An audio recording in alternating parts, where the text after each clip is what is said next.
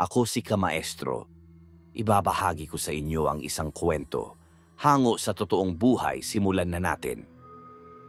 Kaya kailangan nating ilayo sa kagubatan ng laban. Ngunit wala akong malaking hukbo para ipangtapat sa kanilang puwersa. At hindi ko rin alam kung saan ako kukuha ng mga taong makikipaglaban para sa kanilang kalayaan. Wika ni Filipo. Hindi na ito usapin ng kalayaan nila, Filipo. Ang sabihin mo, handa ba silang makipaglaban para sa kanilang kaligtasan? Tugon ni Ipong. Matapos ang laban sa mga aswang sa gubat, nagpasya ang mga itong bumalik sa baryo nila Badong. Isinama ang mag-ama upang masiguradong ligtas ang mga ito. Hindi pa din mapakali si Filipo dahil sa mga narinig. Nangangamba itong hindi nila kakayanin ang mga kalaban at tuluyang mapapahamak ang mga karamihan. Kasalukuyang nakaupo ang binata sa ilalim ng punong kahoy habang pilit na nag-iisip ng mga paraan kung papaanong mapipigilan si Matyas sa mga plano nito. Laking gulat ng binata nang biglang may tumapik sa kanyang balikat. Mukhang malalim yung iniisip mo ngayon, Filipo ah. Pwede ko bang malaman?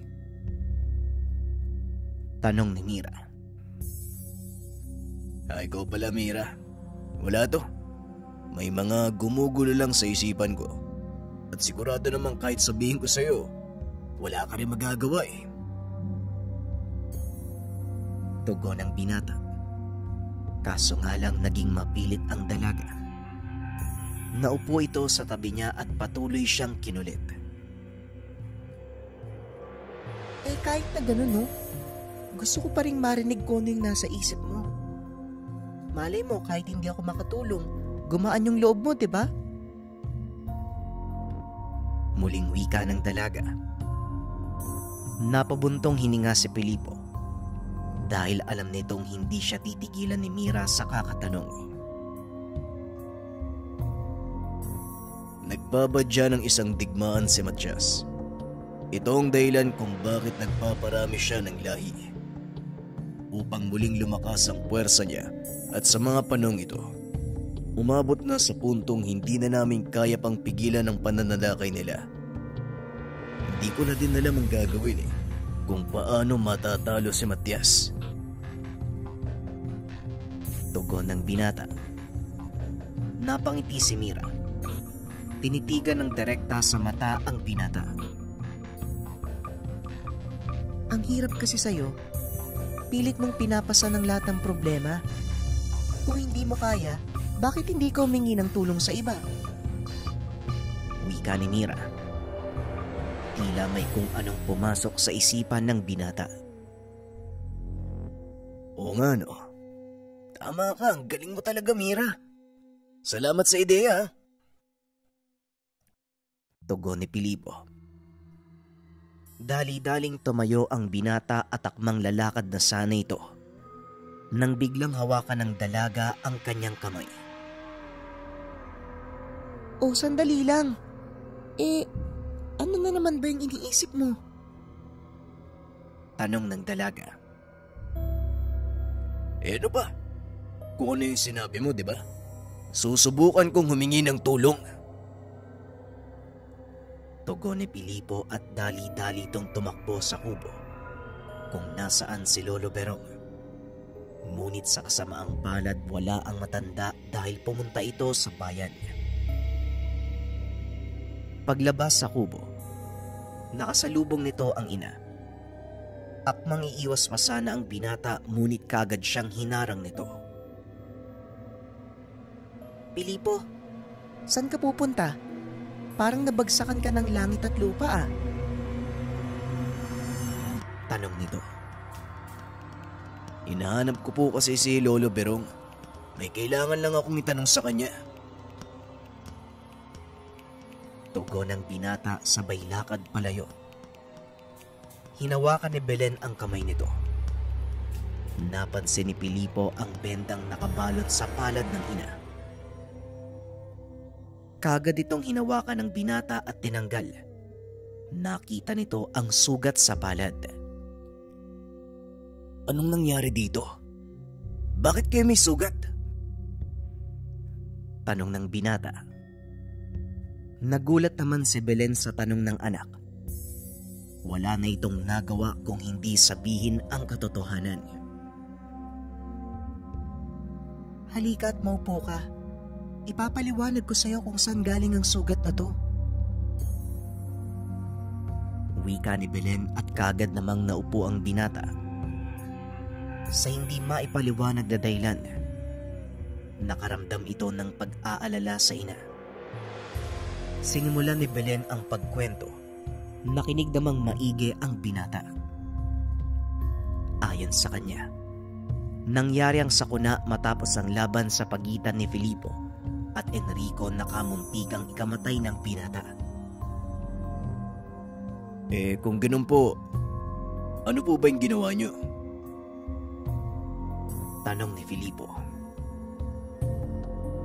Ginawa ko ang ritual ng panunumbalik.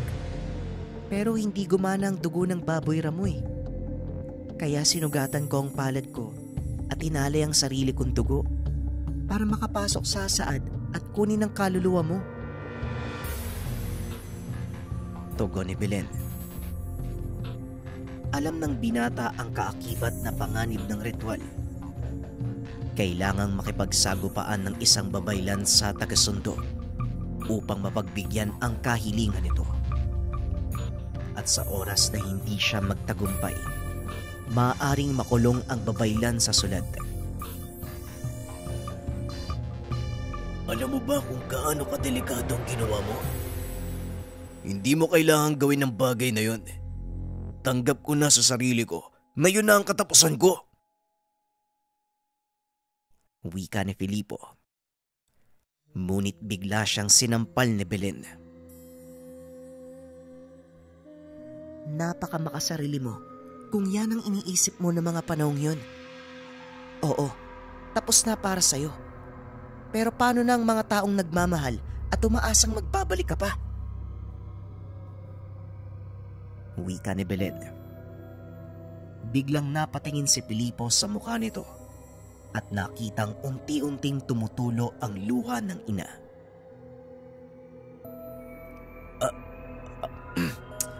Patawad po. Hindi ko po sinasadyang sabihin ng mga bagay na yun. Pero po kasi, hindi nyo kailangang ibuwis ang buhay nyo. Wika ni Filipo. Ginawa ko yon dahil alam kong kailangan. Hindi pa tapos ang misyon mo, Filipo. Nandito ako para tulungan kang matupad yon. Tugon ng ina. Ilang sandali pa ay dumating na si Lolo Berong. Naabutan nito ang pagtatalo ng dalawa.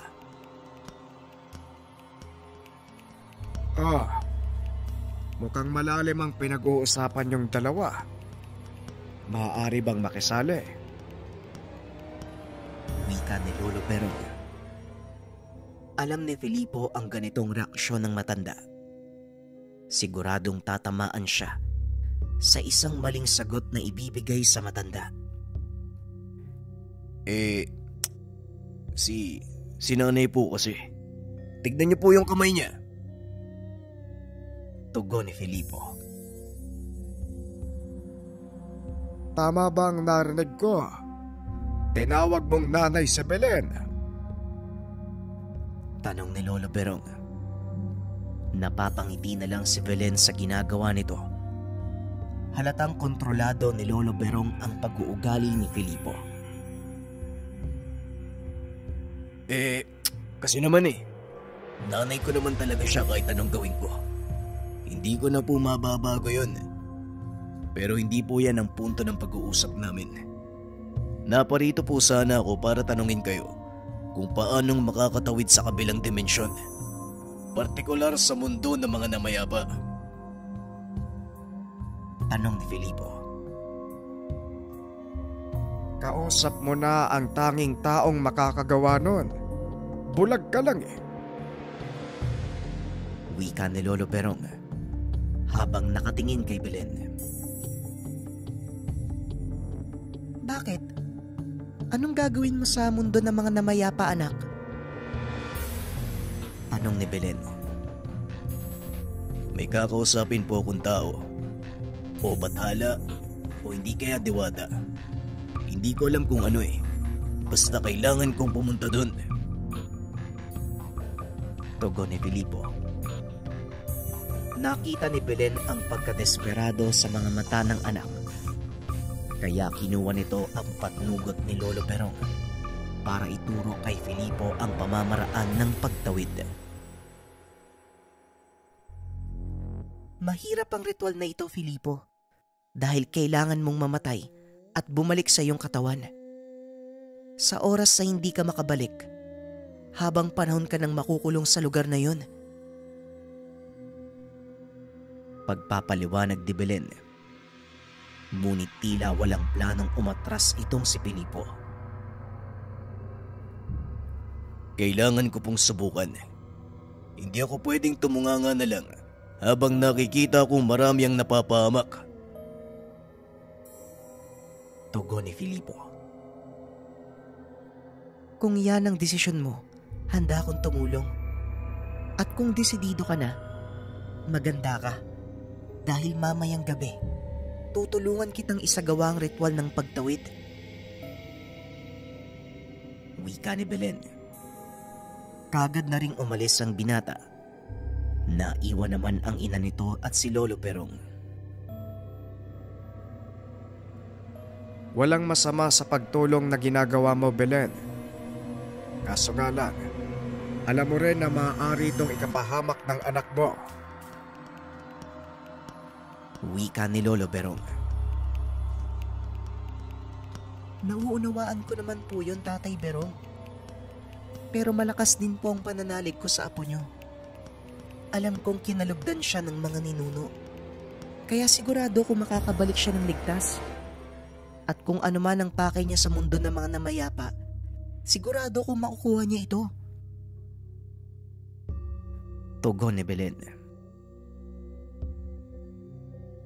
Kung malaki ang tiwala mong magtatagumpay si Filipo, lubos ako nananalig sa iyo, Belen. Tugon ni Lolo Berong. Kinagabihan matapos maganda ng binata, kagad na itong nagtungo sa loob ng kagubatan. Napansin ng binata na may kung anong kakaiba sa lugar. Punong-puno ito ng mga alitaptap at may nasipat din itong mga nilalang sa paligid, kagaya ng lambanan at mga tikbalang. Ilang sandali pa ay nakita na nitong paparating si Belen kasama si Romer. Laking gulat nito nang biglang lumitaw mula sa likod ng ama ang malalaking nilalang. Naupo ito sa paligid ni Filipo. At habang naghahanda ang binata at si Belen, kinausap naman ni Romer ang mga nilalang. Bantayan niyo ang katawan ng anak ko. Walang dapat makapasok na kahit sino. Wika ni Romer. Bagyang napangiti ang binata sa narinig. Kahit papano, unti-unti niyang nararamdaman na nag-aalala ang mga magulang. Filipo, nakinig ka ba sa mga sinabi ko sa'yo? Mahalagang malaman mo ang lahat ng ito bago ka tumuloy sa pagsasagawa ng ritual. Wika ni Belen. Dahil nahuli nitong nakatunganga si Filipo sa mga nilalang. Huwag po kayo mag-alala. Alam ko na po ang gagawin. Ngayon simulan na po natin. Tugon ni Filipo. Inabot ni Belen ang kanyang itak at inutusang sugatan ng kanyang palad at maupo sa pentagramong ginawa nito. Matapos sugatan ng palad, ipinatak ng binata ang dugo sa mismong gitna ng pentagramo. Nag-umpisa ng mag-usal ng mga engkantasyon si Belen. At habang ginagawa niya ito, unti-unti namang nakakaramdam ng antok si Filipo. Hanggang sa tuluyan itong makatulog. Ilang sandali pa ay nakaaninag ng matinding liwanag ang binata. Pagdilat ng mga mata nito, nasa pamilyar siyang lugar. Tumayo ang binata at naglakad paikot sa paligid. Kakaibang kapayapaan ang naramdaman nito ng mga sandaling iyon. Hanggang sa bigla siyang makarinig ng boses ng isang babae. Anong ginagawa ng isang buhay na kaluluwa sa lugar na ito? Napalingon ng binata. Nakita ang pamilyar na itsura. Hindi ba ikaw si Maguayan? Tanong ni Filipo. Tama ka, binatang mortal. Ako nga si Maguayan. Ngayon sabihin mo sa akin kung ano ang pakay mo. Tugon ni Maguayan. Laking gulat ni Filipo dahil itinaas ng diwata ang kanyang sandata. Kilala si Maguayan bilang isang mabalasik na mandirigmang diwata. At ayon sa mga babaylang nakausap ni Filipo, wala sa mga kapwa nito diwata ang nakatalo sa kanya. Maliban na lang sa mga mandirigmang babaylan na kilala sa pangalang Apo Munsod. Naparito ko upang kausapin ang aking ninuno. Maaari mo ba akong samahan papunta sa kanyang kinaroroonan? Tanong ni Filipo.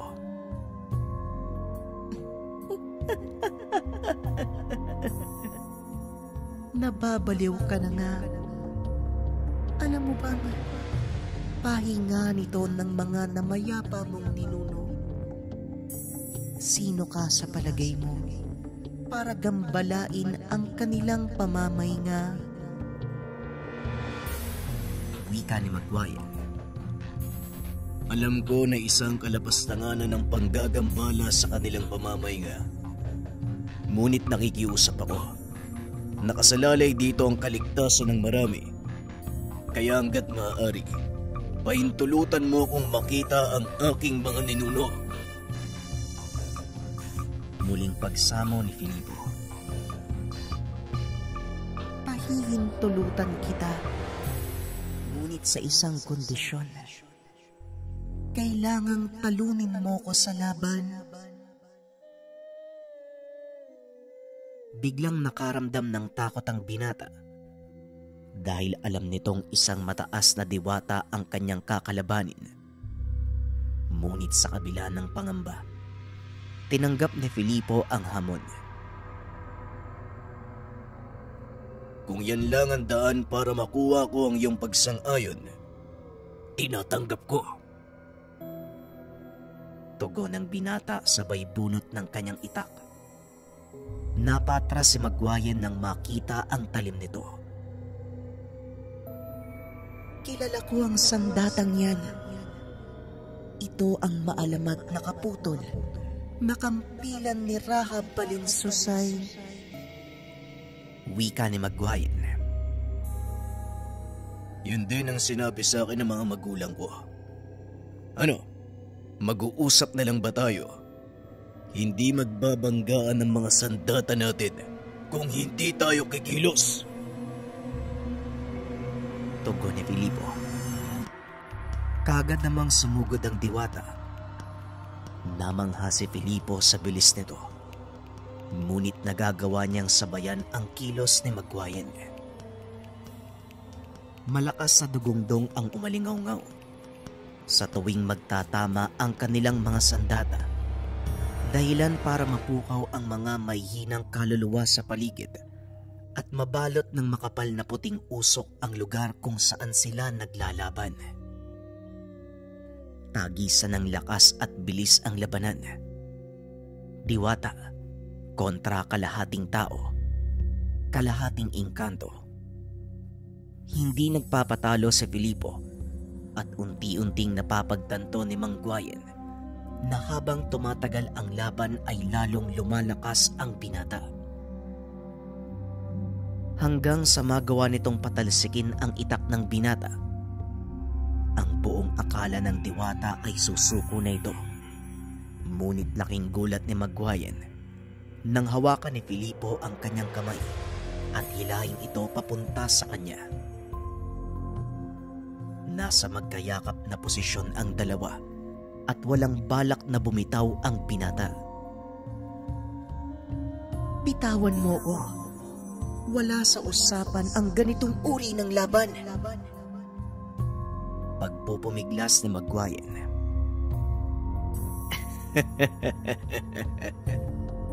Bakit mahal na Mang Guayen? Ito ba ang unang beses na niyakap ka ng isang lalaki? Sumuko ka na dahil hindi kita bibitawan. Tignan mo, nagdadatingan na ang mga matataas na kaluluwa. Nakakaya kung makikita ka nila na ganito makipaglaban. Wika ni Filipo. Napakalakas ng braso ng binata, kaya hindi magawang makawala ni Mang Guayen. Unti-unti na rin lumalapit sa kanila ang mga matataas na kaluluwa. Nanlaki ang mga mata ng mga ito nang makita si Mang Guayen na kayakap ng isang lalaki. Mahabaging bathala! Filipo, anong ginagawa mo sa diwatang tagasundo? Mukhang may pangalawa ng mortal ang nakagapi sa iyong alindog, mahal na Mang Guayen. Kung ako sa'yo, susuko na lang ako, Mang Guayen. Mukhang walang planong bumitaw ang binatang yan.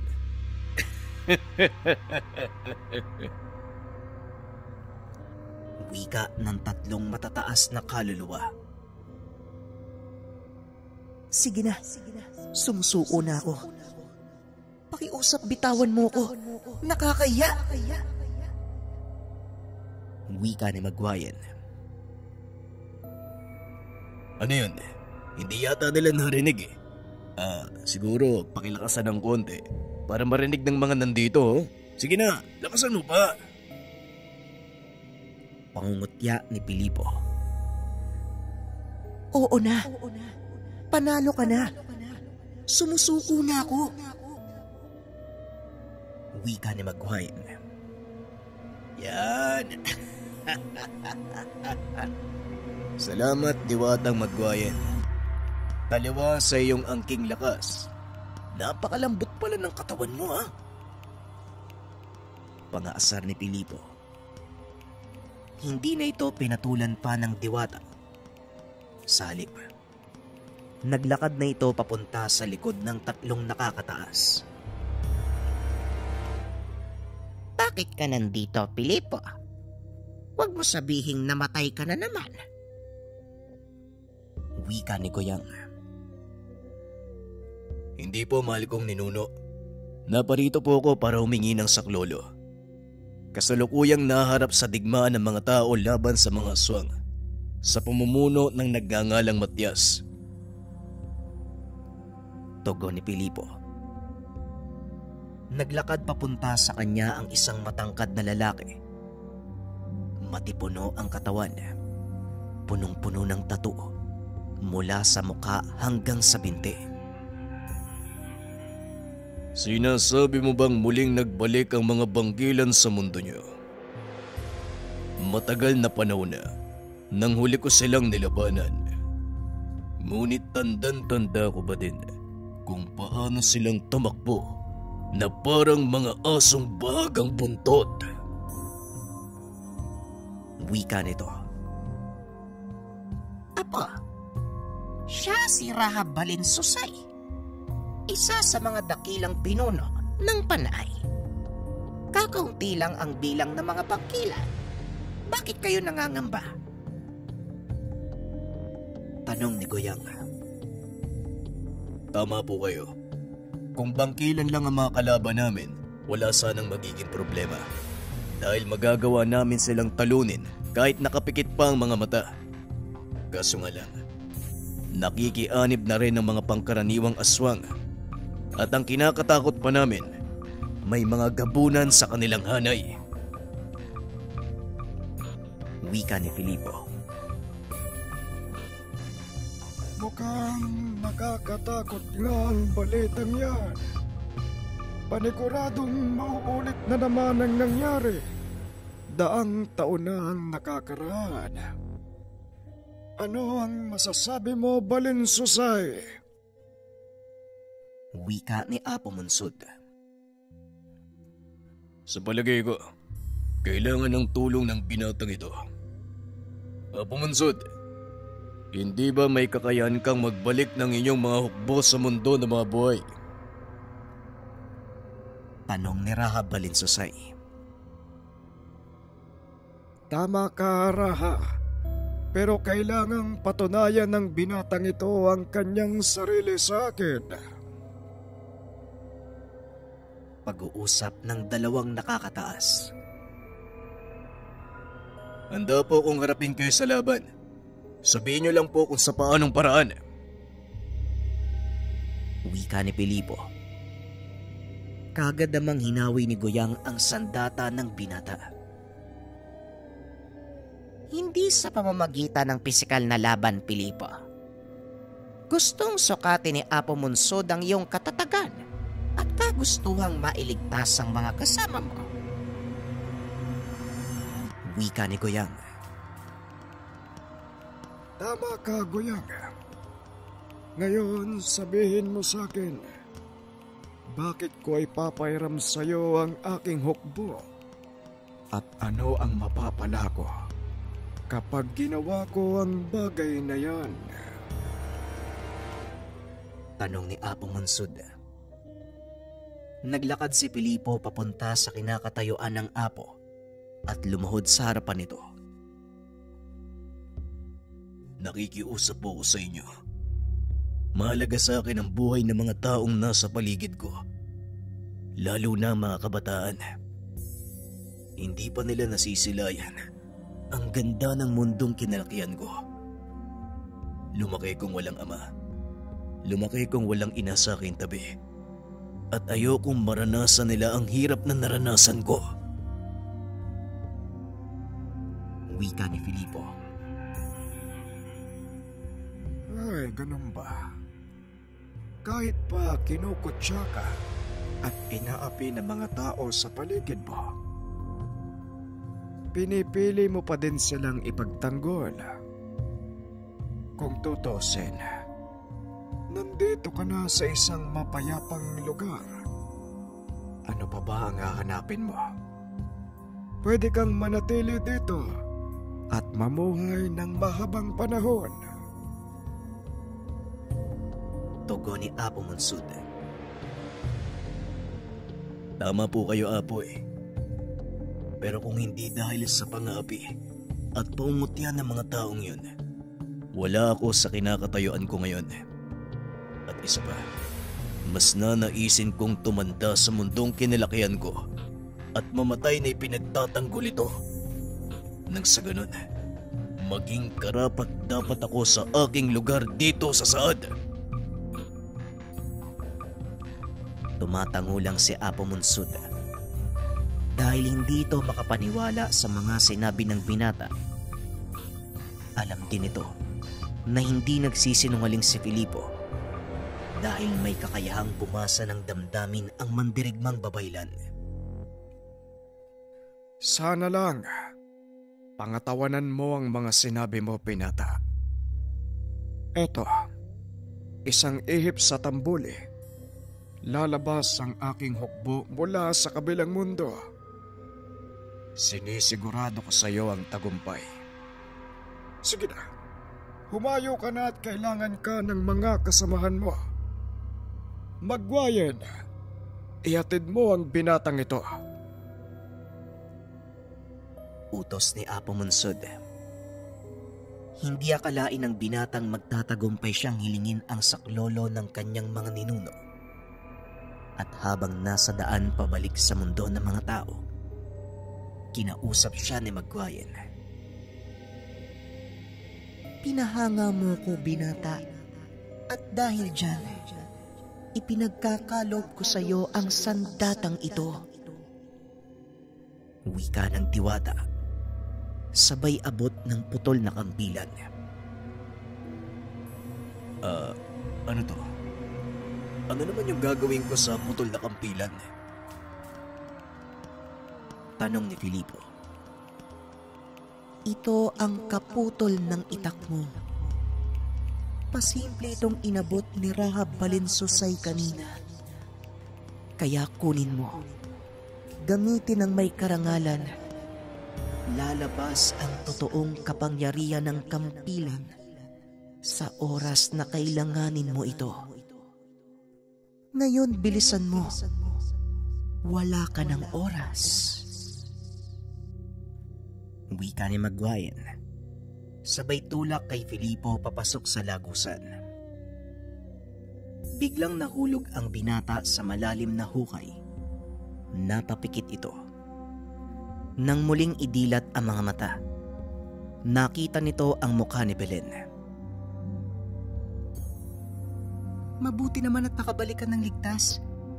Saktong paggising mo, Filipo. Sumasalakay ng mga kalaban. Nailikas na namin ng matatanda, bata at kababaihan.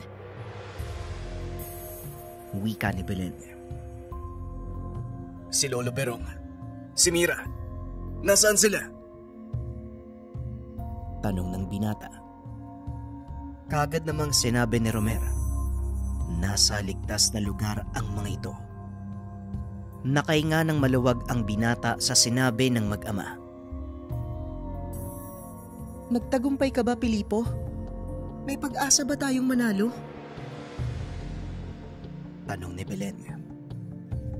Ipinakita ng binata ang mga gamit na pinagkaloob ng mga ninuno mula sa mundo ng mga namayapa.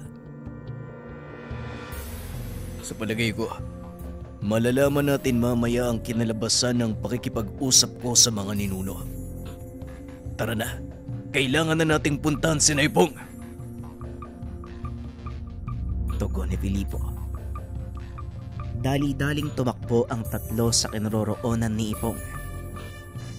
Sa pagkakataong iyon, naabutan sila ni Pilipong nakatago sa likod ng malaking puno. Mabuti naman at nakabalik ka na. Tignan mo ang mga kalaban natin. Para silang langgam sa dami. Wika ni Ipong. Wala kang dapat alalahanin, Manong. May paparating na tulong. Sa ngayon, sikapin mong manatiling buhay para masaksiyan ang kapangyarihan ng regalo ng aking mga ninuno. Tugon ng binata. Marahang bumaba ang pangkat papunta sa kinaroroonan ng mga kalaban. Nagtitipon ang mga ito sa isang bahagi ng kagubatan habang nasa gitna nila si Matias. Dumating na ang tamang panahon para muli nating kunin ang nararapat na para sa atin. Matagal kong inantay ang pagkakataong ito, kaya hindi ko napapakawalan pa. Patayin ang lahat ng sasalungat sa ating adikain. Pihagi ng mga kabataan at malulusog na kalalakihan bilang pagkain ng ating itatayong lipunan. Wika ni Matias. Matapos itong ibigay ang utos sa mga alagad, kanya-kanyang pulasan ang mga ito. Nako, nalo ko na. Iba't ibang direksyon ang punta ng mga kalaban. Mahihirapan tayo nito. Wika ni Ipong. Ngunit lingid sa kanyang kaalaman, may nakatagong alas si Filipo. Ngayon ko na masusubukan ang ibinigay sa akin ni Apo Munsod. Wika ng binata. Kinuha nito ang binigay na tambuli ng apo Walang pagdadalawang isip na inihipan. Laking pagtataka ni Ipong dahil wala namang lumabas na tunog mula dito. Ay naku naman, oo. Parang sira naman yata yung tambuli mo, Pilipo. Kahit anong ihip mo, walang lumalabas sa tunog. Saan ba kasi galing yan? Tanong ni Ipong. Sandali lang, Manong. Huwag kang magmadali. Magantay ka lang. Tugon ng binata. Ilang sandali pa ay narinig nila ang sigawan mula sa mga kalaban. Nanlaki ang mga mata ni Ipong nang makita ang tila mga sinaunang mandirigma. Walang awang pinagpapapatay ng mga ito ang mga kalaban. Maging si Matias, nataranta sa biglaang paglitaw ng mga hindi inaasahang kalaban. Saan ang galing ang mga yan? Sinong nag-uutos sa mga kawal ni Apo Monsod? Wika ni Matias. Dali-daling bumaba si Pilipo at Ipong sa kinaroroonan nito. Habang sina Romer at Isabel, sinagupa ang ilan sa mga kalaban. Kagad napalingon si Matias nang maramdaman nito ang presensya ng binata. Lalo pa itong nagulat nang makita ang tambuli ni Apo Monsod na hawak-hawak ni Pilipo. Paanong napunta sa'yo ang tampuling yan? Dinurog ko na yan nung huling laban namin. Hindi na mahalaga. Kahit libo-libong patay na kawal pa ang tawagin mo, hindi kayo mananalo. Wika ni Matias. Ngumiti lang si Pilipo. Sinabihan si Ipong na puntahan ang iba pang kasamahan. Ako na ang bahala dito, Manong. Puntahan mo si Badong. Siguradong kailangan nila ng tulong. Wika ni Pilipo. O sige, ikaw ang nagsabi yan eh. Mag-ingat ka, Pilipo. Wika ni Ipong. Kagad na itong tumakbo papunta sa kinaroroonan ni Badong. Hinarap ng binata si Matias, na noon ay nakatayo lang at inaantay ang susunod na gagawin ni Pilipo. Isang malaking pagkakamali ang ginawa mong pagpapaalis sa kasama mo. Sayang, mas masaya sana kung maraming kalaro. Wika ni Matias. Ako lang ang haharap sa iyo, Matias. Pasensya ka na, pero kailangan mo kong pagtiisan. Abala ang mga kasama ko.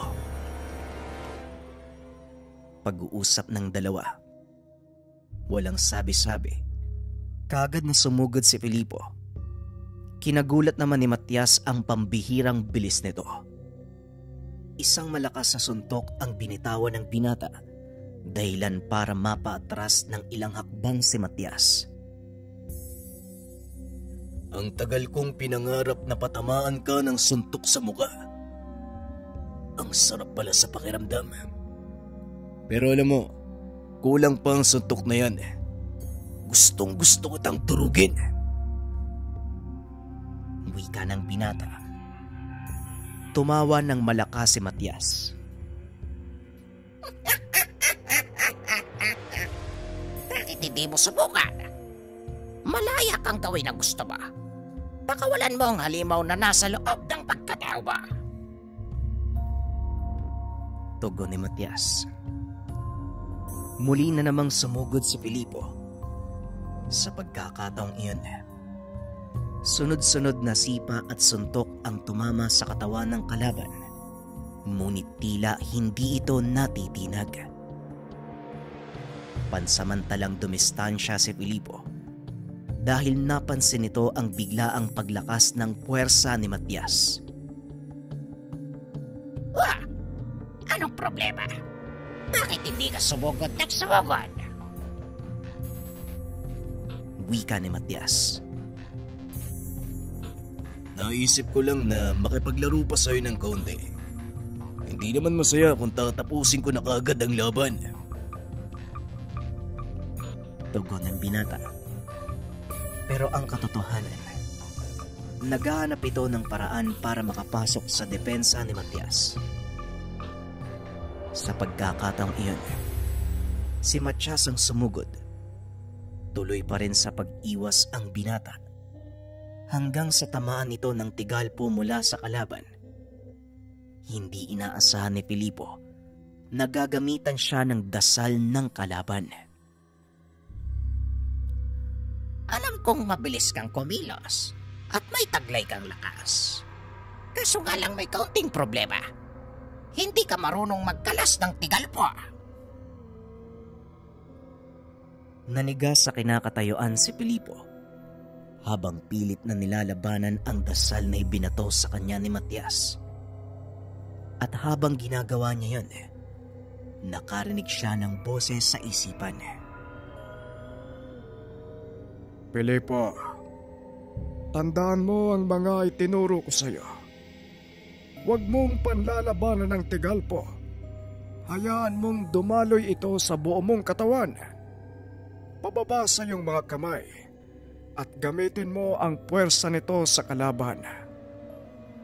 Alalahanin mo ang pagsasanay gamit ang kuryente. Biglang naalala ng binata ang pagsasanay nito nang unang makuha niya ang mutya ng palos. Ginamitan siya ni Lolo Berong ng matinding kuryente at nagawa niya itong lampasan. Inantay ni Filipo na makalapit ng husto si Matias at nang saktong maabot niya ito, biglang itinaas ng binata ang kanyang kamay upang mahawakan sa balikat ang kalaban. Laking gulat nito dahil lumipat sa kanya ang ibinatong dasal. Nang makawala sa tigalpo, kaagad nitong sinipa si Matias, dahilan para magpagulong-gulong ito pababa ng bangin. Dali-dali itong hinabol ng binata, ngunit hinarangan siya ng ilan sa mga alagad nito. Nasa anyong malalaking aso ang mga yon, at alam ni Filipo na hindi basta-basta ang aswang na may kakayahang magpalit ng anyo sa isang aso. Kayo na siguro ang sinasabi nilang magapunan. Kanina ko pa kayo inaantay.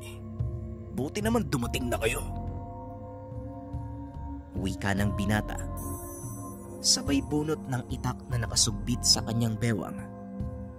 Magkakasabay na hinarap ang apat na nilalang dahil naging abala ang binata sa pakikipagsagupaan. Hindi na nito namalayang nakatakas si Matias. Hindi magawang patumbahin ni Filipo ni isa sa mga kalaban dahil sa tuwing masusugatan niya ang mga ito, kaagad ding naghihilom hanggang sa wala na siyang maisip na paraan. Pasensya na, pero wala akong panahon na makipaglaro sa inyo. Wika ng binata. Inilabas nito ang bagay na ibinigay sa kanya ni Maguire. Nakabalot ito sa puting tela. Hindi nito nakita ang aktual na itsura ng bagay na yun. Nanlaki ang mga mata ng binata dahil nang buksan niya ito. Tila kusang kumilos ang kaperasong bakal at dumikit sa hawak niyang itak. Nabitawan ng binata ang sandata. Kinuha ng mga kalaban ang pagkakataon upang sumalakay. Ngunit nang papalapit na ang mga ito, tila bigla namang bumagal ang oras sa paligid. Nanatiling nakalutang sa hangin ang mga nilalang. Hindi malapitan ni Filipo ang kanyang itak dahil napakainit nito. Patuloy na nagliliyab. Ilang minuto pa ang lumipas. Nagpakawala ito ng malakas na pulso ng enerhiya, dahilan para tumilapon palayo ang mga kalaban. Lumikop sa paligid ang enerhiyang inalabas ng sandata ng binata at nang humupa ang liwanag, nakita nito ang isang kampilang nakatarak sa lupa. Nagliliwanag ang mga simbolo nito at may boses na narinig ang binata na tila ba nagmumula sa sandata. Sa pagkakataong ito, ipapairam ko sa iyo ang aking lakas. Gamitin mo ang kampilang ito bilang sandata sa pagbuksa ng mga kalaban. Napangiti si Pilipo at dali-daling tumakbo papunta sa kinaroroonan ng kampilan. Nang damputin niya ito, muling nagpakawala ng malakas sa pulso ng enerhiya ang sandata at bumalot ito sa kanyang katawan. Ilang sandali pa ay muling nagbalik ang 4 na gabunan. Ngunit sa pagkakataong iyon, marahan silang lumalapit. Lalo na nang makita ng mga ito ang hawak na sandata ng binata. Hindi sumugod ang mga ito. Ngunit walang balak si Pilipo na magsayang ng oras. Kaya dali-dali siyang sumugod. Isa-isang pinagtataga ang mga kalaban. Napangiti ito sa naging resulta ng atake. Ang bawat tamaan ng kampilan ay kaagad na natutupok. Bumalik sa alaala ng binata ang mga kwento ni Lolo Berong tungkol sa isang makapangyarihang raha na may taglay na kampilang nakakasunog ng mga aswang. Akalain mo yun eh. Totoo pala ang lahat ng kwento ni Lolo Berong. At ngayon, hawak ko ang sandatang yun. Tuloy-tuloy sa pag-atake ang binata. Hanggang sa iisa na lang ang natira sa mga gabulan.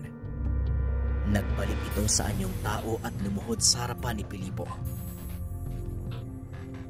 Pakiusap, huwag mo akong papatayin. Napilitan lang akong gawin ang bagay na to dahil hawak ni Matias ang nag-iisa kong anak. Parang awa mo na. Kailangan ako ng anak ko. Wika ng lalaki. Hindi ko alam kung nagsasabi ka ng totoo. Mahirap magtiwala sa mga kagaya mo. Tugon ni Filipo. Pakiusap. Hindi ko gagamiting pain ng anak ko para iligtas ang sarili ko. Hawak ni Matias ang bata. At hindi lang ang sakin. Kung hindi ang mga anak ng iba ko pang kasama. Lahat kami binata. Pinilit makipaglaban. Iilan lang sa amin ang nagkusang sumama at naniwala sa mga adikay ni Matias. Kaya pakiusap, tulungan mo ko. Wika ng lalaki. Kung tutulungan kita, paano ako makakasigurong hindi mo ako tatraidorin? Tanong ni Pilipo. Handa akong lumaban kasama mo. Marami akong kalahing nasa paligid.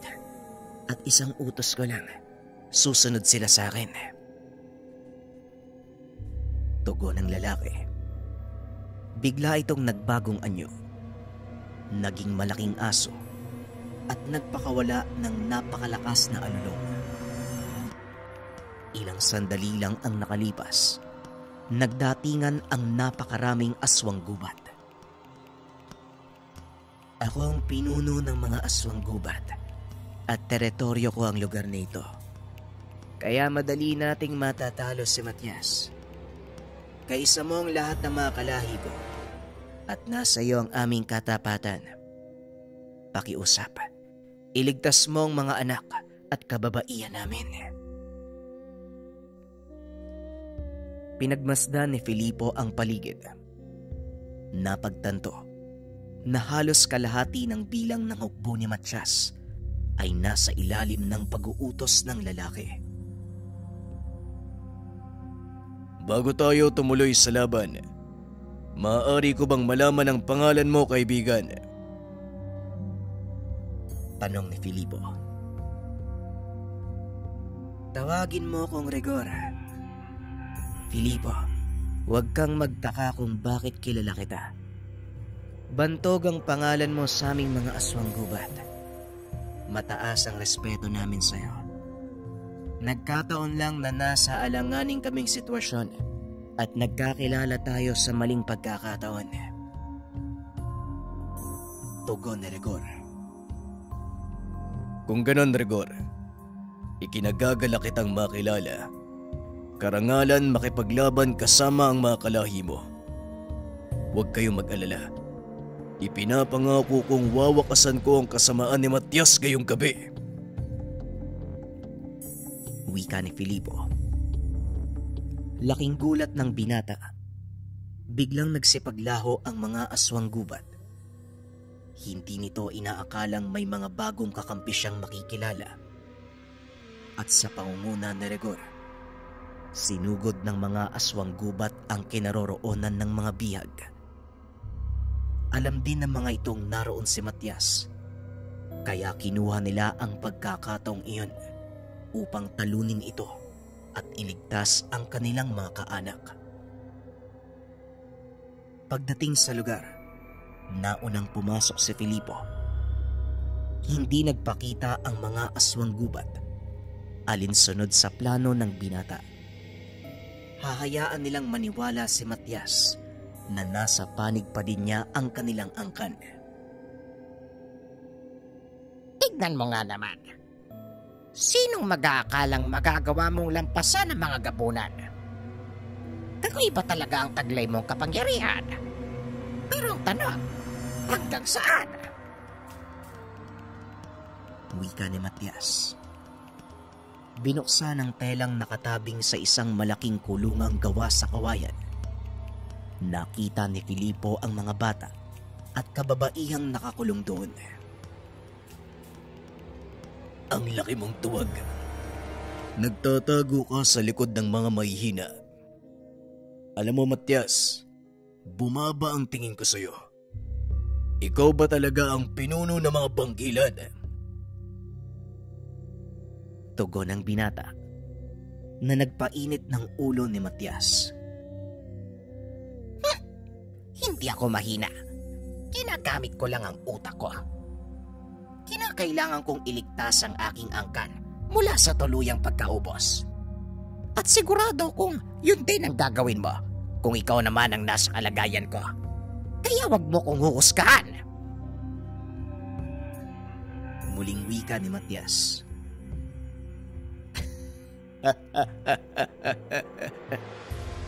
Galit ka na sa lagay na yan. Bakit hindi mo sila pakawalan at labanan ako ng harapan kung talagang matapang ka? Wika ng binata. Naglakad papalapit sa kanya si Matias at unti-unting nagbago ang anyo. Hindi kagaya ng pangkaraniwang aswang. Normal lang ang laki ni Matias. Tanging kulay lang ng balat nito ang nagbago. Mula sa kayumanggi, naging kulay pula na nababalot ng mga ugat na nagbabaga. Tinubuan din ng matalas na sungay at humaba ang mga bangin. Itinaas ni Filipo ang kampilan at bagyang napaatras si Matias. Nanlaki ang mga mata nito dahil kilala niya ang sandatang iyon. Punong-puno ka talaga ng sorpresa. Paanong napasayo ang sandata ng tampalasang raha? Tanong ni Matias. Hindi na mahalaga kung paano kong nakuha ang sandatang ito. Pero sabihin na lang natin, masyado ka nang gumagawa ng ingay na maging sa mundo ng mga namayapa nang gagambala ka na. Tugon ni Filipo. Sabay sugod sa kalaban. Isang wasiwas lang ng kampilan nagawa nitong putulin ang kamay ni Matias. Ngunit alam ng binata, may kakayahang magpatubo ng nawalang parte ng katawan ang mga bangkilan. Kaya inaasahan nito na muling babalik sa dati ang braso ng kalaban. Laking pagtataka ng binata Dahil ilang minuto lang ang nakalipas, hindi pa rin tumutubo ang naputol nitong braso. Anong problema? Bakit parang hindi gumagana ang kapangyarihan mo? Tanong ni Filipo. Maging si Matias ay nagtataka sa mga nangyayari. Tinangka nitong tumakas, ngunit nakita nitong napapaligiran siya ng mga aswang gubat. Mabuti naman at dumating ka, Rigor. Ngayon, ipakita mo sa akin ang iyong katapatan. Tapusin mo ang lalaking yan. Utos ni Matias. Naglakad palapit si Rigor, papunta kay Filipo. Walang ginawa kung hindi tumayo sa tabi ng binata. Pasensya na, Matias. Pero hindi ko na magagawang sundin ang mga utos mo. Wala nang saysay para sa aming mga aswang gubat ang mga pinaglalaban mo. Kaya sumuko ka na at pakawala ng aming mga kaanak. Wika ni Rigor. Galit na galit si Matias nang marinig ito. Kaya kaagad niyang binato ng tigalpo ang gabunan. Nagawa naman itong hawiin ni Filipo. Traidor ka sa iyong angkan at sa lahat ng lahi ng mga aswag. Sigaw ni Matias. Mabilis itong tumakbo papunta sa kinakatayuan ni Rigor. Ngunit si Filipo ang sumalubong sa kanya. Gamit ang likod ng kampilan, hinambalos niya ito, dahilan para tumalsik ng malayo si Matias. Akmang tatayo na sana, ngunit bigla siyang inapakan ni Filipo sa ulo habang nakatutok sa leeg nito ang kampilan. Tapos na ang lahat para sa iyo, Matias. Pasensya na. Hindi ko maaaring pahintulutan ng mga gusto mong mangyari. Wika ni Filipo. Isa lang ang gusto kong gawin. Yun ay ipreserba ang aking angkan. Ngunit nagkamali ako. Binigo ako ng aking angkan. Ngayon, kung kailangan mo kong patayin para matapos na ang lahat ng ito, bilisan mo. Nang hindi na makita ng mga anak ko ang aking kabiguan. Tugon ni Matias. Walang pagdadalawang isip na itinaas ni Filipo ang kanyang kampilan upang ipataw ang kaparusahan sa kalaban. Buong lakas nitong itinarak sa likod ni Matias ang sandata. Biglang nabalot ng puting liwanag ang katawan nito. Sa bisa ng kapangyarihang iginawad sa akin ng mga batala, tinatanggal ko ang sumpa ng pagiging aswang sa iyo at sa lahat ng kasapi ng iyong angkan. Mamuhay kayo ng mapayapa sa mundong ito at mamatay ng karapat-dapat para sa inyong lugar sa saad. Hindi makapaniwala si Rigor sa ginawa ni Filipo. Wala itong kaalam-alam na may kakayahan ng binata na magtanggal ng sumpa ng pagkaaswang. Bakit, Filipo? Bakit hindi mo na lang ako patayin? Tanong ni Matias. Hindi, Matias. Lahat ng nilalang ay maaaring magkamit ng ikalawang pagkakataon, maging ang mga kagaya mo.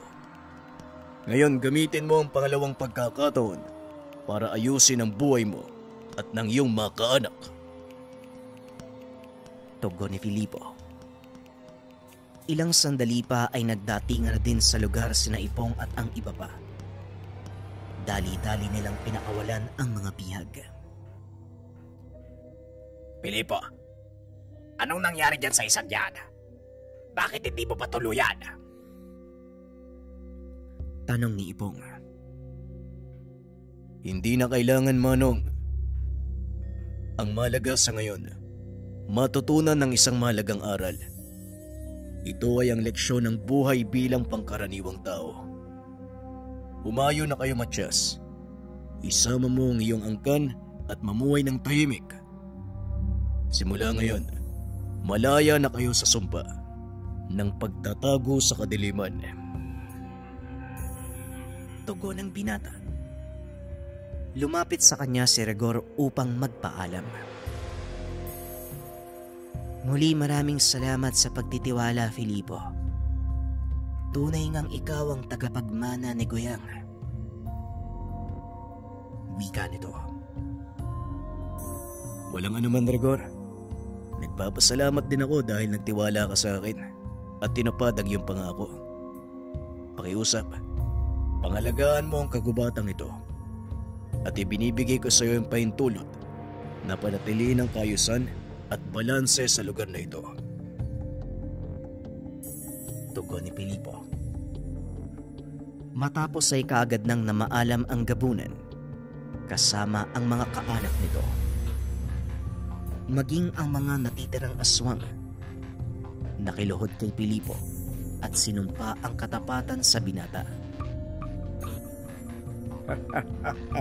Ay, nako. Tignan mo nga naman. Sinong magkakalang ang dating sanggano magagawang pag-isahin ang lahat ng lahi ng aswang? Binabati kita po. Nagtagumpay ka sa iyong misyon. Wika ni Lolo Berong. Walang dapat ipasalamat, Lolo. Kung nandito si Lola Goyang, paniguradong ito din ang gagawin niya. Tugon ng binata.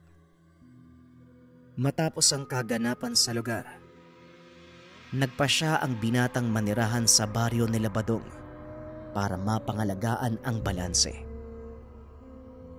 Pinakasalan ng binata si Mira. Nagkaroon sila ng kambal na anak na nagngalang Abel at Samuel. Kagaya ni Filipo, kalahating engkanto, purong sanggano ang dalawang ito. At para makabawi sa mga magulang, pinadala nito ang 2 paslit kina Romer at Belen upang sanayin. Sa paglipas ng mga taon, itinuloy ni Filipo ang panggagamot. Bagaman marami na sa mga kaalyado nito ang nawala, patuloy pa rin siyang ginagabayan ng kanyang mga ninuno.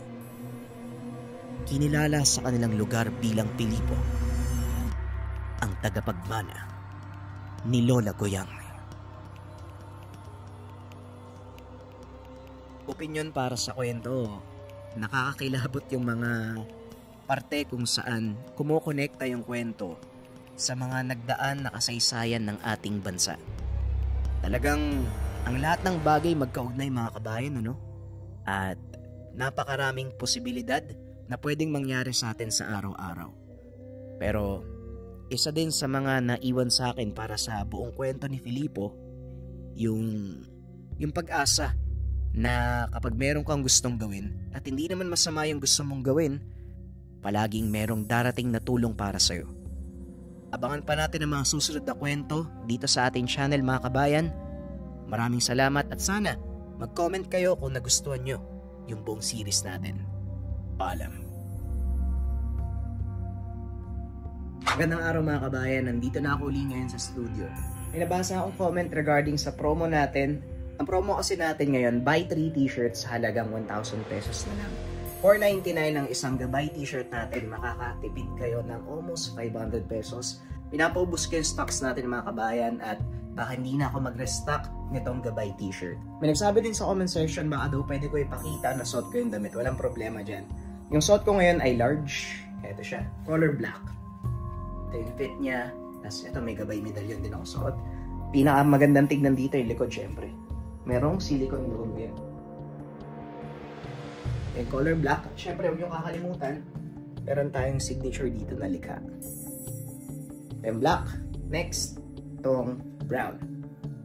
Ito naman yung color brown natin, mga kabayan. Kung papansin nyo, bronze yung kulay ng tatak niya. Sobrang bagay sa kulay ng damit. Ito yung harap, large yung suot ko. Then, ito naman yung likuran. JD Silicone logo.